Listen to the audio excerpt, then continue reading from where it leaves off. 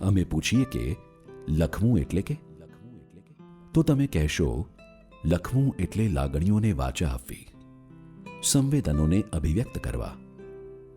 પરંતુ કવિતાની ધૂણી દખાવનાર કવિ બાબુ સુથાર કહે છે, લખવું એટલે મૃત્યુ પામવું.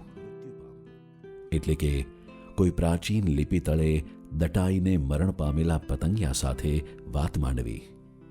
મૃત્યુ પામવું એટલે લખવું. વળી અન્ય એક કવિતામાં કહે છે, લખવું એટલે વ્યંજનો અને સ્વરોની પાપણો પર ધરતીકંપને નચાવવો. માણસથી ઉભરાઈ ગયેલ દુનિયા જોઈ કવિ કહે છે, લખવું એટલે કાગળની સફેદાઈને ભરી દેવી માનવ વસ્તીથી. તો પ્રકૃતિને અનુલક્ષીને કહે છે, લખવું એટલે કે સમુદ્ર અને રણ વચ્ચે પ્રાસ બેસાડવો. ઈશ્વરના સંદર્ભમાં કવિ કહે છે, લખવું એટલે કે ઈશ્વરની પીડાને મનુષ્યની પીડા બનાવી ઈશ્વરને મનુષ્યથી મુક્ત કરવો. આમ લખવાના અનેક સંદર્ભોને પોતાનું કાવ્ય તત્વ બનાવી કવિ બાબુ સુથાર આપણને આપે છે એક અનોખો કાવ્ય સંગ્રહ, લખવું એટલે કે.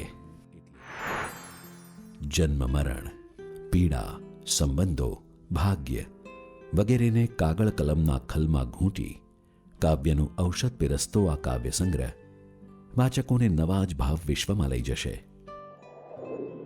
લખવું એટલે કે નેશન વાઇડ ફ્રી શિપિંગ સાથે ઘેર બેઠા મેળવવા www.zenopus.in. ઓનલાઈન શોપિંગ માટે એમેઝોન અથવા તમારા નજીકના બુક સ્ટોરનો સંપર્ક કરો.